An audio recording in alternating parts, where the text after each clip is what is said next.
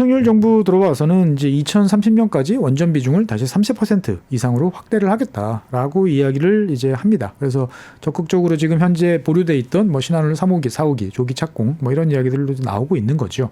그래서 이제 우리나라에서도 대규모 이제 원전 붐이 불 것이다라고 이제 예상을 할 수 있는데 저는 아마 이 30%라는 게 맥시멈일 것 같아요. 그러니까 왜냐하면 원자력 발전소는 아무데나 지을 수는 없지 않습니까? 네. 그러니까 지진이라든지 여러 가지 지질학적인 안전, 그 다음에 이제 대량의 용수, 그 다음에 그 뭐 대규모 인구 밀집 지역과의 거리 이런 것들을 다 고려를 해야 된다라는 거죠.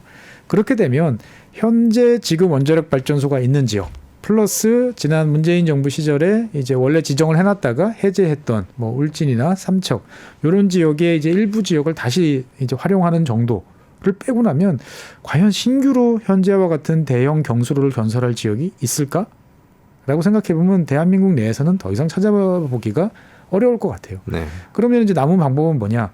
기존에 오래됐던 소형 원자로들, 뭐 이제 고리라든지 월성이라든지 이런 지역의 원자로들을 이제 폐로하고 그것들을 해체하고 거기에 대형 이제 최첨단 원자로를 짓는 방법이 있을 수는 있는데 그 지역에 있는 주민들이 그것을 오케이를 이제 하겠느냐라는 문제. 그다음에 그 해체 과정에서 나올 대량의 이제 각종 그 폐기물들을 또 어떻게 처리할 것이냐라는 문제. 그다음에 현재까지도 지금 뚜렷한 방안을 못 찾고 있는 사용 후 해결료 문제 이런 것들 등등의 문제들이 있기 때문에 대한민국 입장에서 봤을 때 갈수록 전력 수요가 증가한다라고 봤을 때 저는 원자력 발전이 감당할 몫은 아마 맥시멈 30% 정도를 계속 유지하는 게 아마 최선의 방향이 아닐까. 그러니까 조금씩 더 짓고 조금씩 이제 바꿔 나가면서 새로운 원전 그다음에 기존 원자로를 더 연장해서 사용하는 방법들은 있습니다만 뭐 우리가 프랑스처럼 단시간 내에 이게 뭐 절반 이상 70% 이렇게 원자력을 증가시키는 것들은 많은 어려움이 있을 것이다라고 저는 생각을 합니다. 박사님께서 개인적으로 보시기에 대한민국의 에너지 정책은 어느 쪽으로 가야 한다 이렇게 보십니까? 사실 뭐 우리나라의 에너지 정책에 대해서 여러 가지 이야기들이 많습니다만 긴 텀 대한민국이 본격적인 경제 발전을 시작한 1960년대 이후 지금까지 보면 아주 효과적으로 그때그때 상황에 맞춰서 잘 대응을 해왔어요.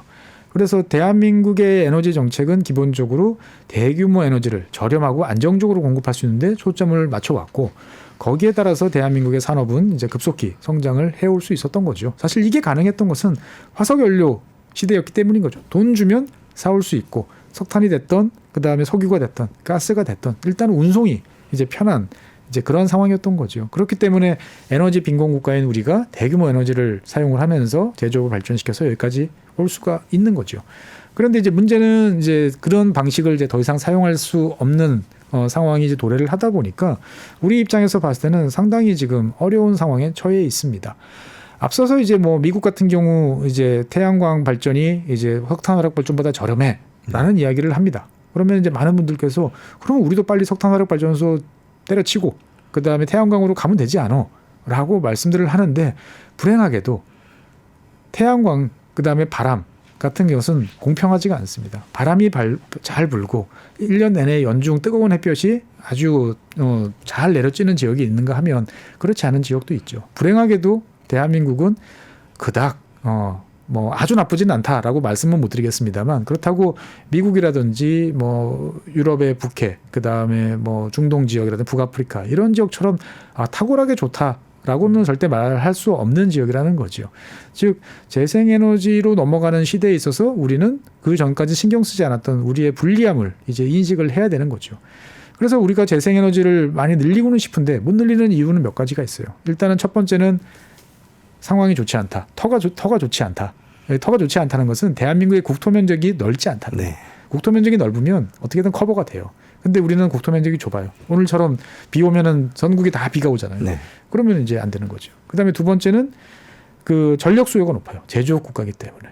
그러니까 이 전력 수요를 감당한다는 게 대해서 다른 나라의 재생에너지 전문가들도 와서 머리를 절레절레 흔들 때가 많습니다. 어마어마한 양의 전력을 소모해서 경제가 돌아가는 나라인데 이거 쉽지 않아. 재생에너지 100% 이렇게 이야기하는 분도 많고 그다음에 이제 유럽 같은 경우는 신뢰할 만한 이웃이 있는 거죠. 그러니까 독일에 뭔가 오늘 좀 상황이 안 좋으면 프랑스에서 땡겨오고 프랑스 같은 경우도 원자력 발전소가 좀 문제가 안 좋으면 뭐 옆 나라에서 땡겨오고 그래서 뭐 덴마크나 영국에서 바람이 잘 불어가지고 풍력 전기가 남으면 노르웨이로 보내가지고 양수 발전해서 전기를 저장해놨다가 필요할 때 땡겨 쓰고 이런 식으로 나눠 쓸 수가 있는데 대한민국은 섬이다 보니까 이게 이제 안 된다라는 거죠. 즉 제가 생각했을 때 대한민국의 에너지 정책은 뭐냐? 우리는 어차피 제조업 국가고 이 방향으로 계속 나가야 돼요. 그러면 뭐 찬밥 더운 밥 가릴 상황이 아니다. 할 수 있는 거는 다 동원을 해야 된다. 단 조건은 이제 환경 문제라든지 기후변화 문제이기 때문에 일단 석탄은 최대한 빨리 체계적으로 축소하는 방향으로 가야 되고 가스 같은 경우도 더 이상 늘리기는 이제 쉽지 않은 이제 그러한 상황이다. 그러면 이제 에너지를 더 효율화시키고 그 다음에 수요를 적절히 줄이고 하는 방안들을 이제 활용해야 된다라는 거죠. 그러니까 할 수 있는 것은 찬밥 더운 밥 가리지 말고 다 해야 되는 이제 이러한 체계고 그런 면에서 봤을 때 보면 저는 최근 들어서 이제 그 수도권에 지나치게 전력 수요가 몰리는 게 사실 더 어려운 문제로 지금 부각되고 있거든요. 네. 뭐 반도체, 그다음에 데이터 센터 이런 것들이 다 수도권에 들어와요. 뭐 일부는 필요하지만 일부는 왜 꼭 수도권에?라는 이제 문제가 있고 정부도 최근 들어서 이제 이런 문제를 이제 인식을 해가지고 전력 요금을 이제 지역별로 차등화하는 조치를 이제 취하기 위한 이제 착수에 나섰어요. 그러니까 쉽게 말해서 원자력 발전소 바로 주변 지역, 석탄화력 발전소 주변 지역 이런 지역 같은 경우는 송전선로를 사용하지 않아도 대량의 전기를 사용할 수 있기 때문에 이 지역 같은 경우는 전력 요금을 낮춰주고 대규모 이제 송전선로를 건설해야만 이제 전기를 받을 수 있는 서울이나 수도권 지역 같은 경우는 상대적으로 비싼 요금을 네. 내도록 해서 산업을 재편화시키고 전력 수요를 분산시킨다라는 구상을 하고 있는데 저는 좀 이런 것들도 좀 빨리 돼서 여러 가지로 좀 짐을 전국이 좀 나눠지는 쪽으로 가야 되지 않나라는 생각을 하고 있습니다.